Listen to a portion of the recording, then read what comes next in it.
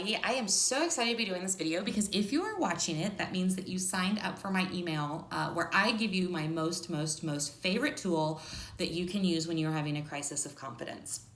So in this email, you also have a worksheet, and I am going to ask you to keep that handy as we walk through this video.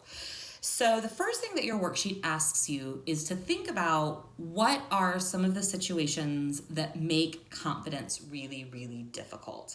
So when I go out and I train and I teach on confidence, I always ask my audience, what are some of the things that make you have a crisis of confidence? And to get you starting to think about what gets you to question your confidence, I want to give you some of their answers. So the first thing that I hear is, sometimes I don't feel confident because of an event that happened in the past. So that would look like I'm in a team meeting. My boss says, does anybody have any idea how to solve this problem? I throw out an idea.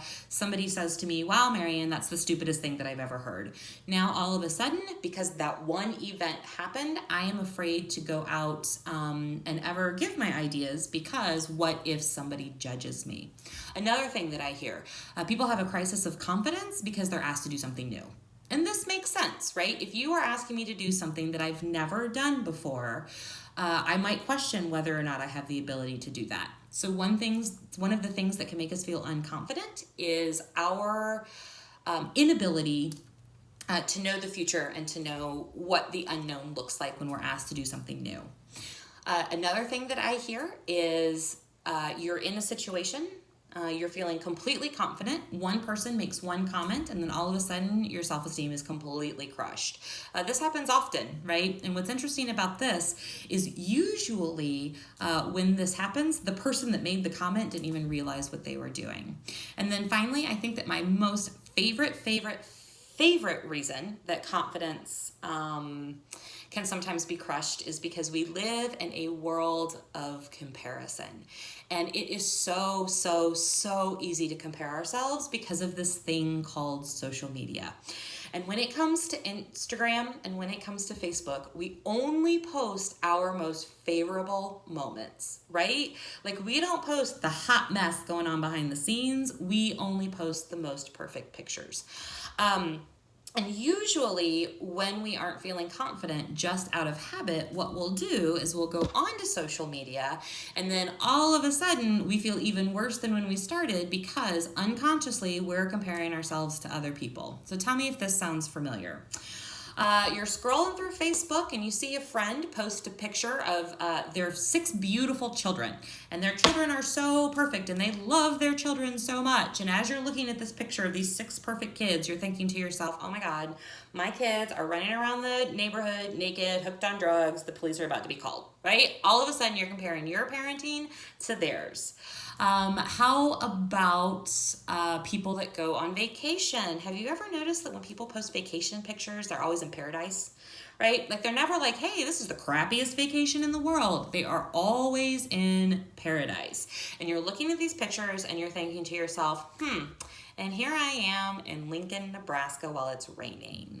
How about anniversary posts? I really love these. I do. Like, oh my gosh, I love John more than I've ever loved anyone. He is my best friend in the whole entire world. I love him every day more than the next. And you're like seriously looking at your partner and you're like, oh my God, I wish that you would just, like, I don't know, I want to put a pillow over your face.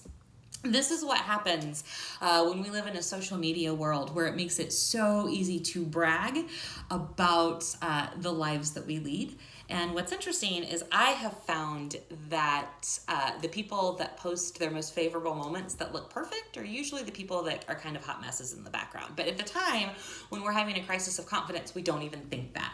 So this is going to be a little bit of a Marianne extra. You might want to jot this down on your worksheet. But if you are in a situation where you are not feeling confident, I want you to stay off of social media, period, paragraph.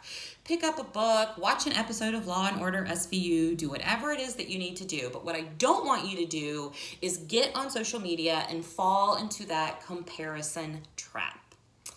Okay, so what do you do when you are falling into the trap of having a lack of confidence?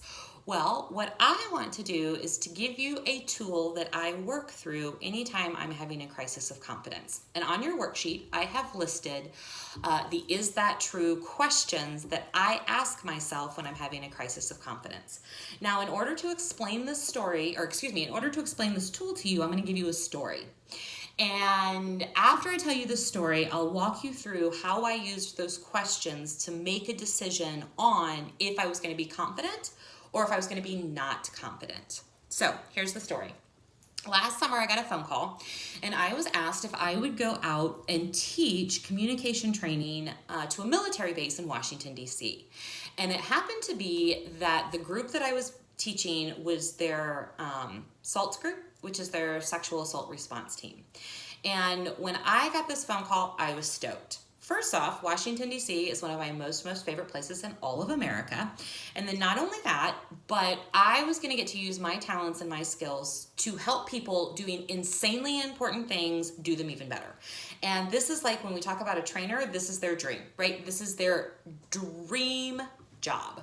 So anyhow, there I was, stoked and excited, probably posted something about my perfect life on Facebook, if I'm being real honest with you. And I get a phone call from the liaison between myself and the Army base. And the liaison says to me, "Well, you have military experience, don't you?" And I was like, "No, sure don't." And she said, "Well, you've trained military, haven't you?" And I thought about it, and I'm like, "Nope, don't think so." And then out of her mouth flies, "I have no idea how you were selected to do this training." What do you think happened to my confidence? It completely plummeted. So anyhow, I said to her, "Well, you can either use me to do the training or you can find somebody else, but I need you to make the decision right now because I have to go and prepare." And she said, "Well, I guess for this training you'll do." So clearly going into a situation where my confidence was completely crushed. So it was Saturday morning. I was sitting at the Starbucks trying to prepare my material. And I had all the books, all the worksheets, all the things were out so that I could go and prepare my material. And as I was looking at this workbook, trying to figure out what I was going to say, it was like staring at a blank page.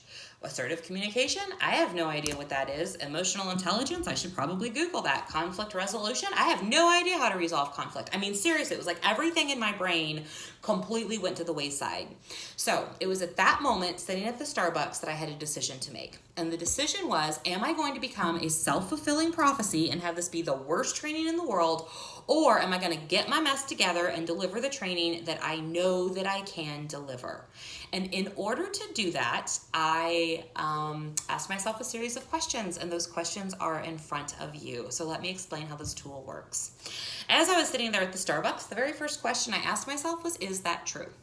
In other words, is it true that I am unqualified to teach military personnel? And I thought about it, and I thought about it, and my answer was, I don't know. Right? Sometimes that's going to be your answer. I don't know. Second question I asked myself was, what evidence do you have to support that that is true? Now, here's what's really, really important, is that when we start to bring evidence into a situation, it is quite possible you will realize that you have little to none to support whatever story it is that you are telling yourself. So I thought about it, and I thought about it, and I thought about it, and I came up with, well, I have trained over 20,000 people all over the world, and I am willing to bet that some of them are ex-military. And never in the history of ever has somebody said to me, "Marianne, you are unqualified to teach me because you are a civilian." So in other words, how much evidence did I have? I had absolutely zero. Next question. What else could be going on? We tend to internalize and we tend to take personally whatever it is that we hear. And we never allow ourselves to think to ourselves, well, maybe this has nothing to do with me. So I want your brain to start thinking about, well, what else could be happening? So in this situation, maybe she got burned in the past by a civilian trainer teaching military. Maybe the military specifically asked for somebody with a military background. Perhaps she was trying to set me and the client up for success. So in other words, it's quite possible that her comments had nothing to do with me and her intent really wasn't to crush my self-esteem. Next question. When you believe it is true, how do you feel? So in other words, when I choose to believe that I am unqualified to teach military personnel, how do I feel? Well, I feel like crap, right? Next question. When you choose to believe it is not true, how do you feel? Well, I told you at the beginning of the story, I felt awesome. I felt amazing. I felt like I was on top of the world. So, last question. Now, before I tell you the last question, which I know that you can read on your worksheet, I want you to think about something, and that is we have absolute control over how we feel. Sometimes we don't feel that way, but we do. So the last question I want you to ask yourself is, how am I going to choose to feel?